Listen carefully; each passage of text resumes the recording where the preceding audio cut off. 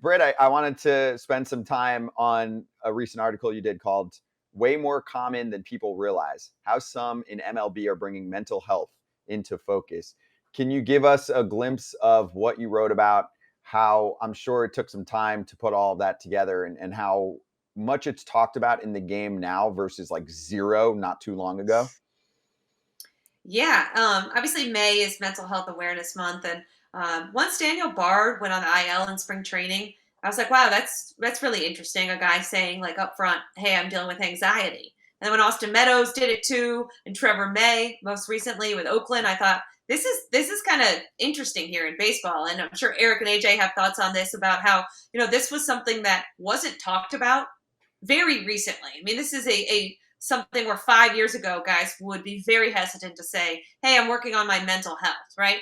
And it's becoming a little bit more recognized and accepted in baseball because we're starting to realize that one, mental health is just as important as physical health. You've seen Olympians and people kind of come forward. Guys in the NBA have been really outspoken about it. And two, I think we're finally starting to accept the mental skills part of baseball. Like it's okay to go out and talk to a coach about, working on, how you feel in between the lines. And the next logical step is, well, if you don't feel okay off the field, how are you not going to carry that over into something you do every day? I mean, you spend more time at the baseball field during the season, more time with those guys than you do your own family. So, guys are human at the end of the day. And I think people kind of coming forward like Bard and Meadows and, a couple guys I spoke to in that article who came forward at a time where, it really wasn't popular, like Justin Dukeshire, really had to deal with like the "he's crazy" kind of labels. I covered Justin after he dealt with clinical depression in Oakland and he went to Baltimore and people just kept saying he's crazy, and you just were like, oh, okay.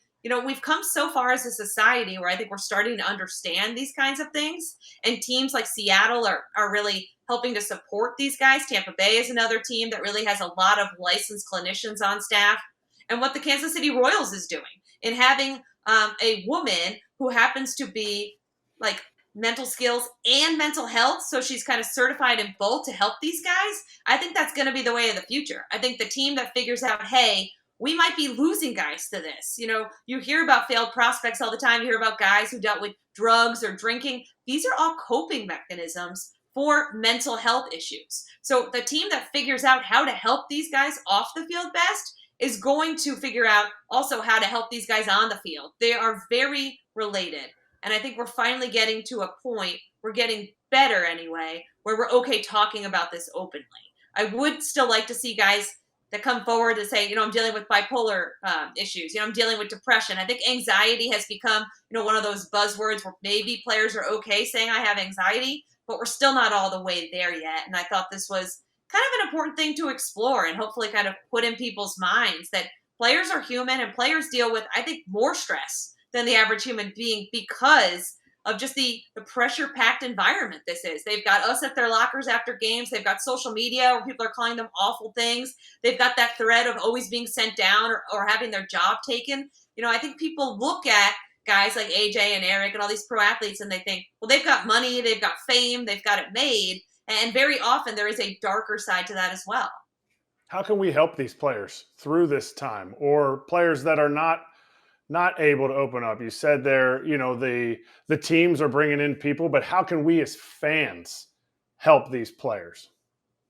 I think as fans, we can kind of step back and say, these guys are human. A guy gives up 8 runs, he shouldn't get death threats, in his Instagram DMs, right? I think you should kind of take a step back as a fan and maybe not attack these players, right? And it's something that, I'm very cognizant of as a reporter is, if you're horrible, I'm going to write you're horrible. I'm going to say you're batting this, and that. I always use numbers. I'm never just going to say, well, Eric Kratz looks like he gave up.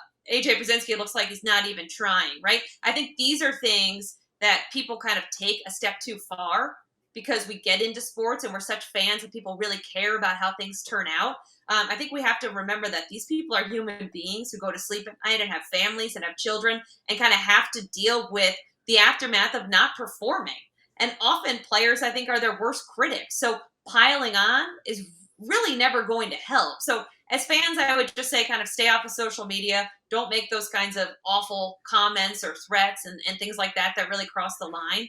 And from a team perspective, I think more and more teams are realizing that having one EAP on staff just isn't enough. You need to support these guys, especially in the post-COVID era. I think as a society, our mental health is just something that a lot of people are struggling with. Britt, I love what you said right there about back it up with numbers, because as somebody that had a lot of things written and said about me throughout my career, it would have been very easy for me to kind of go down that rabbit hole. Luckily, I didn't have the social media that is there today where people are saying whatever they want. But yeah, just don't get personal. As a reporter, as a broadcaster, as a media, you don't need to get personal. It's not about personal. Everyone has their personal things, their problems, their ups, their downs. But just please don't get personal. And I appreciate you saying that. And also just understand as fans, and we're all fans. I'm a fan. Eric's a fan. Scott's a fan. We have bad days, and fans don't need to say anything at times. Just understand, hey, you know what? He struck out 4 times. Maybe him and his wife got into a fight, or maybe his baby's sick and he didn't sleep. Yeah. Maybe he's not feeling well, right? There, and that's not an excuse as a former player. It's just reality, because everyone goes to their job, whatever their job is, and says, man, I didn't sleep last night. The wife and I got into a fight, or my son kept me up all night because he was sick. And you go and you're like, I'm just not productive today. And that's real life. So I appreciate you saying that, Britt. And hopefully people out there remember that. Like, we're not trying to do bad as players. We want to do well. And we're, like you said, our harshest critics. Nobody is harder on themselves than a player. I promise you. And just understand that as people watching it, the game is hard. Sports are hard. That's why there's only a few people that can do it. And appreciate that and understand there's bad days, there's good days, hopefully more good than bad, but they're not trying to screw up. They're not. No. Yeah, and I think we're getting to a point where, Kenley Jansen was really open about going to therapy, and I think we're getting to a point with this generation of players where people are not afraid to admit, I'm getting help or I need help. I think that is a key thing too, because people always say, like, well, how come I didn't hear about mental health 20, 30 years ago with these players? Well, you didn't hear about it because they would drink themselves to near death and they had drug issues. And, there's always been mental health problems. There's just been unhealthy or healthy ways to cope with it. And I think we're getting to a point where players are realizing, hey, I need to get help here. It's going to help my career. It's going to help myself. And JP Arancibia was really great at opening up that, there's always that fear. And AJ and Eric, you could probably speak to this more, of using someone affiliated with the team because they can hold that against you in contract talks and arbitration and things like that, or trade you away because all of a sudden, nobody wants to be labeled a head case, right? I think we're finally, hopefully, moving past that. But for a long time, guys were afraid to speak up because of those kinds of things.